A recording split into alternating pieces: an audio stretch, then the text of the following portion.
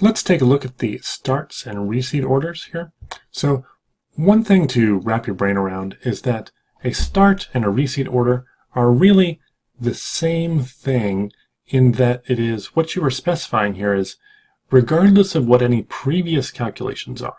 For one particular control, I'm going to have a predefined start time or arrival time for every single vehicle. So it's going to be car 34 is expected at 9:30 a.m.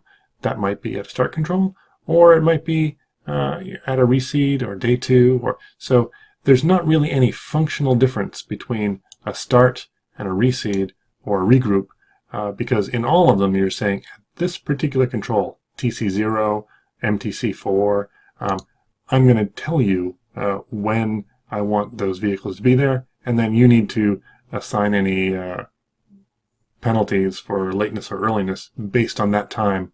So let's jump right in. So we have 2 orders already defined, and we can view them. So if we just look at day 1 start, so here we have the order, and this is designed to be printed. So if we actually take a print preview, we notice that all of the other stuff disappears. So that is, you see we're at 2,000 Black River stages, and all of the stuff goes away.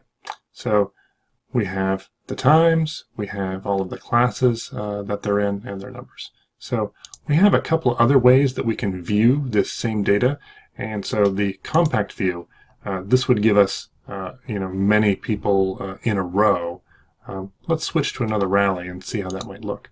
So if we switch to, say, one of the largest rallies in the country, Sandblast, and look at the compact view, now we have 3 columns. So if we look at that, now we can print this very easily on 1 sheet of paper and not 3 sheets of paper. So much handier to do that. And then we also have this grid report. So gridding is different than the start order. It's essentially based on the car number and not the time. So this is a fast way if someone walks up and says, I'm car 88, when am I starting? You don't have to search the whole start order. You can instead just look for car 88 and tell them 924. It's much more useful on larger fields. Let's switch back to our sample data. So we have these 2. So this is just viewing them. If we want to do any work on them, we're here. So let's take a look at just this first one, the day 1 start. So we have 3 racers in there. We can add to them, add to any order in these 4 different ways. And then we can adjust the start positions, set the start time. And then on the whole thing, we can remove all the people, or we can delete the start order entirely, which removes the people and removes this bit here too. So this one is a curious way to add people to a start order by copying another start order.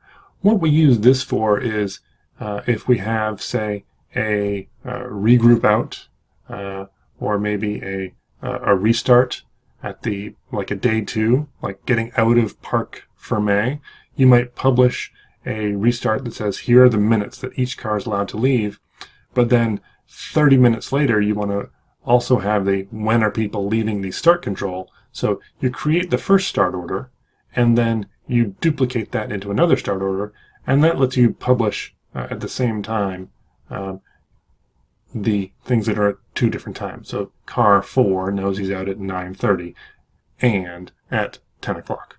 On those 2 different start orders. So that's what we use here with doing this. So let's look at the fun one, just adjusting start positions. So here we have what classes these people are in, and the car number, what they're driving, the time that they are out in the start order, and we have a couple ways to move them. So we can use these buttons very easily. So if we just want to move this top person down, there, we've moved number 12 down. We can move them down again. The last person that you moved stays highlighted, so that helps you follow up with what you're doing. We can also use this one here. We can move him straight to number 1, and obviously if you have 50 people in here, it is a lot of work to click this 50 times as you go down each one, but this lets you move someone directly to where they need to be. So this also tells you that their last move that we did using the buttons was down. So if I put this person up, so his last move was up, and here he is here. So we also notice that we have some data here.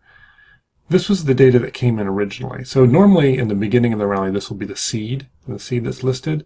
This can also be done by result or by order. So whatever the data was that originally created this will be listed here. So you notice this is manual. So if we add a person, this person's DNF, so they weren't added on the list. If we add them, then here they are.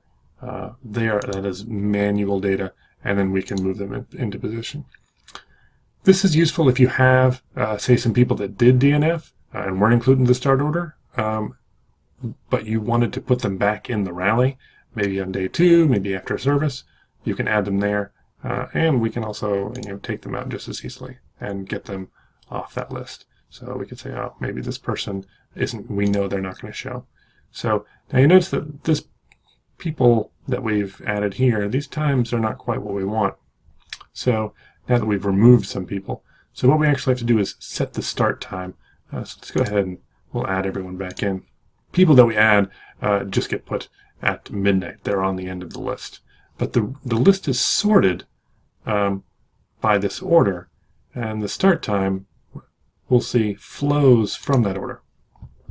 So here we have these start times. Now the simplest thing we can do is we can say that the first car is going to go off at 8:01, and here's 8:01, 8:02, 8:03, 8:04. Now the delta is the amount of time between each car. But so what if we wanted to do like a super special stage where we're starting each one in 30 seconds? So it's going to say, all right, here's our delta of 30 seconds, populate the times. So there's 8:01, 8:01, 30, 8:02, 8:02, 30. So it's going to use whatever delta you put there.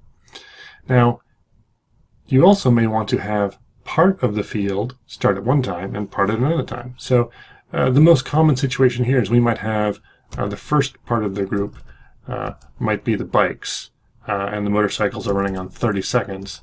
And then later, we might be starting the cars at 10:01 and going on 60-second intervals. So whenever it encounters, as it's sort of churning through a new piece of data, it will use that from that point forward. So here's our 30 seconds, 8:01, 8:30, and then here we switch to 10 o'clock and 10:01. Now, if we go back here and we're doing swapping racing orders, it will respect that these are the orders that you want. So when I move this person up, we're looking at 8:01, 30, and I'm going to move him up to the beginning. So notice that 8:01, 30 has stayed in position, and we've moved that racer, but the time assigned is still correct. So it's the order here, and then it keeps whatever time. So if you need to change the times, you'll be doing all of that here. So that is how we move people in and out of a start order. So that's the adjusting and deleting. So that's the setting start time and adjusting start positions is right there. If we want to remove all the people, we do have a confirmation, so we can at least see what we're doing there before we're doing it. And same with deleting the start order. In this case, it won't let us delete it because there are actually still people on it. So you have to clear all the people first. So let's look at creating a start order from scratch. Right here, we can say create a new one, and we can say that this would be the day 2 start order. And yeah, we want to publish it, and we might say that this is only a one-day rally. Let's say it is all related to TC8. So now we have here this new start order. We can add to it by seed, and this is looking at the seed as defined in the initial definition of the racers. So we're looking here, this car named seed, and this doesn't change for the whole rally. This is what, it gets imported or gets set, but this is not dynamic. So if we're doing it by seed, we're talking about information that we got before the rally. So we can add them, and sometimes we only want to add certain championships, maybe just cars, maybe bikes. So this is seed, and we're going to do everybody and add them by seed here. So we've 4 racers, and now we can look at that. So here's the data here, the 982, 941, and we can see that is the same thing here, 982, 941. So it's using that data there. So we can also, let's go back to do some more work on this. Let's remove all the people. Okay, so we've cleared all the racers. And so now we have 0 racers here. So now let's go ahead and add these people by speed factor. So this is data, from the race as it's going along. We're going to add these people to a speed factor, and now we can. It tells us there's 4 in the event, 4 in this current start order, and 1 may have a DNF. So now we can look at this. So notice that this data is different. So 1, 887, 869. That is not the data that comes from seed. This is the data that has been generated during the rally as we go. So that is, we can also do this adjustment. We can add racers to an order by result. When we do that, we actually have to decide up to what point do we want to count the results.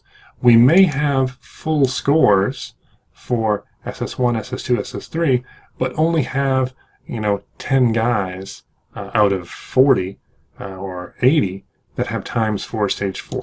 So we're going to say what we want to do is only count the results up to stage 3, where we have everyone accounted for and all of the scores are complete. And at that point, go ahead and add by result. So it's important to look at how much data do you have, and looking at this map of times entered, you say, oh, here we have everything up to SS3, even though we have a little bit of SS5 for these guys. Maybe 4 was canceled. It's all sample data. So when you're doing this adding, you have a variety of ways you can do it. Get some information from the steward and the clerk to find out what they're trying to do. And the editing setup on these things really just looks at the name and which control you're dealing with. So that's start orders, and every start order that you create becomes a new start order here that you can view, and you can view them in all of the same ways. Here's the one that we just created. It's got these guys. So notice because we depopulated everything and added them back, that the times disappeared. So if we wanted to get that back, we go here and set the start time. We can set the start time to, let's say, 8:31. There's our 8:31s. And now, when we look at this day 2, there's our 8:31s. That's all set. That is how to do start orders.